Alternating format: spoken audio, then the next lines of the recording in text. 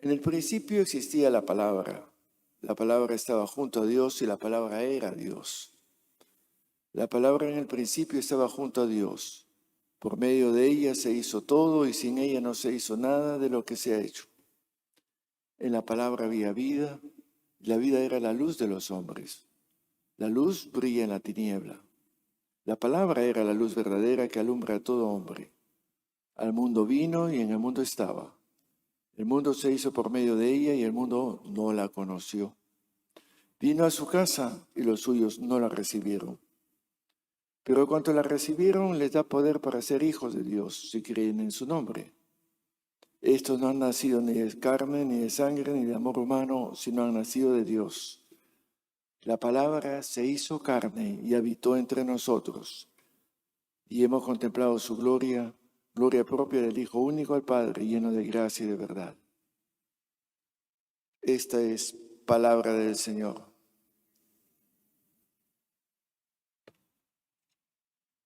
Quisiera empezar nuestra breve reflexión con el inicio de la segunda lectura, pues se la voy a retomar, que hemos escuchado esta mañana, de la carta a los Hebreos. Empezaba el autor de la siguiente manera.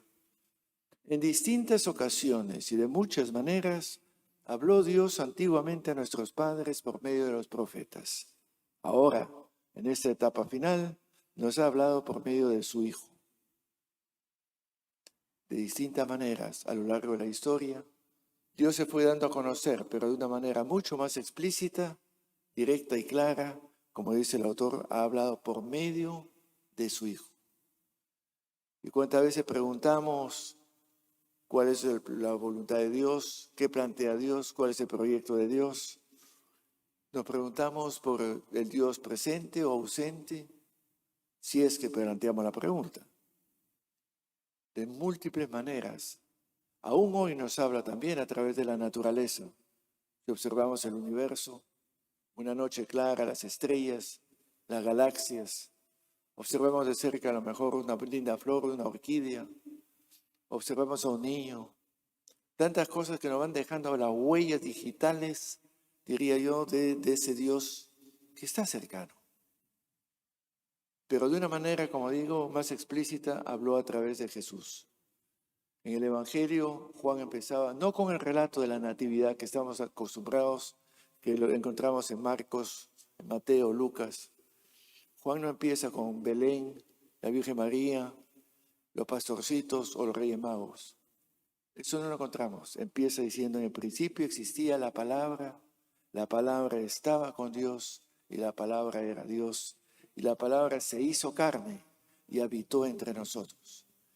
El vocablo la palabra en castellano no traduce, porque no hay un término que realmente pueda traducir correctamente el término griego que utiliza el logos. En el principio estaba el logos.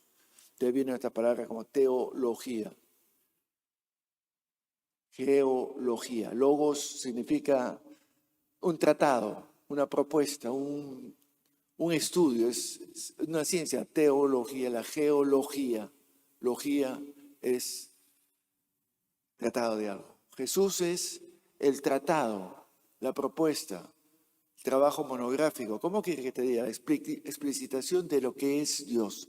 La palabra, ese Dios se hizo carne, habitó entre nosotros, compartió nuestra historia. Dios, por lo tanto, no es un Dios distante, no es un Dios mitológico, es un Dios que se encarna, se hace parte de nuestra historia y dentro de esa historia nos ha hablado y sigue hablando aún hoy día. En el principio era la palabra, estaba con Dios y la palabra se hizo carne. Eso fue hace 2000 años, se hizo carne, uno de nosotros. Muchos años después fue ejecutado. Pero la palabra, lo que Jesús encarnaba, no solamente lo físico, como hubiéramos podido a lo mejor tomar una foto. Lo que él encarnaba no era simplemente 1,70 m con unos 80 kilos, lo que encarnaba era un proyecto, una manera de vivir. Por eso la palabra se hizo carne, habitó entre nosotros y la palabra esperaba ser acogida, pero como dice el autor, vino a su casa, y los suyos no la recibieron. Aún hoy día, 2000 años después, no recibimos o no reciben la gran mayoría esta palabra. ¿Cuál es la palabra? ¿Qué encarna Jesús? Jesús encarna en primer lugar, lo más evidente, la importancia y la centralidad que tiene nuestro ser humanos, la humanidad. En diferentes formas, en repetidas ocasiones, el Papa Juan Pablo II insistía en que la crisis de nuestro mundo, y eso no ha cambiado, lamentablemente, es una crisis de humanidad. Y ser humano no es simplemente un ente. Ser humano es ser amigo, ser acogedor, ser amable, ser sociable, ser integrador, ser pacificador. Lo que nos distingue a los seres humanos es lo que por eso que se acerca a Dios, es ser unos para los otros. Suelo decir que el regalo de Dios para la humanidad se llama Jesús. El regalo de Dios para la humanidad se llama Jesús. Y no sé si sabían, el nombre Jesús en la lengua original, Yahshua, significa literalmente Dios salva. Significativo ese nombre, Dios salva. Salva, ¿qué quiere decir? Libera.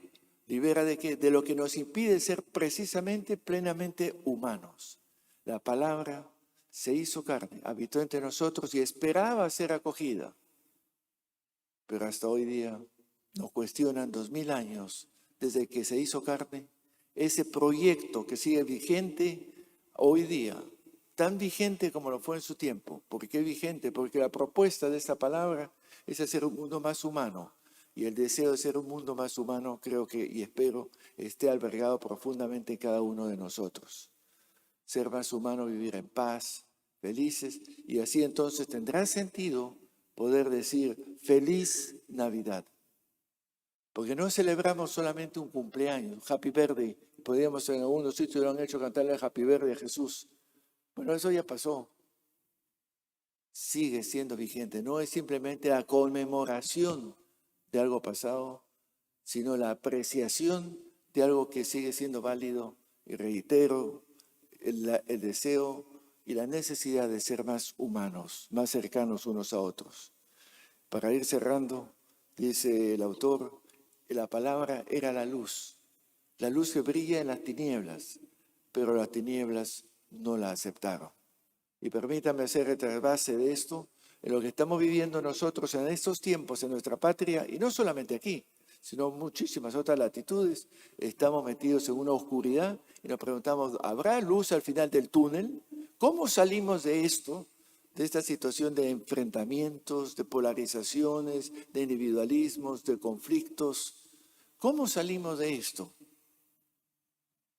Pues simple y llanamente recuperando la dignidad y la seriedad que se merece el ser humanos, el ser unos para otros, el ser capaces de escucharnos y respetarnos con todas las diferencias naturales que existen entre nosotros, pero buscar el denominador común, lo que nos une, no lo que nos diferencia. Nos une el deseo de vivir felices, en concordia, con confianza, vivir más fraternalmente, vivir más felices. Les dejo estas reflexiones, que podríamos seguir largamente conversándolas, para invitarles a reflexionar si es que nosotros, con eso termino, si es que nosotros hemos acogido la palabra, es decir, hemos acogido a Jesús, no una persona. Jesús no es ni un ente, ni tampoco es una idea, ni es una doctrina. Jesús es un estilo de vida, una manera de vivir la vida que pone en el mero centro ese estilo, el desprenderse de sí para volcarse al otro.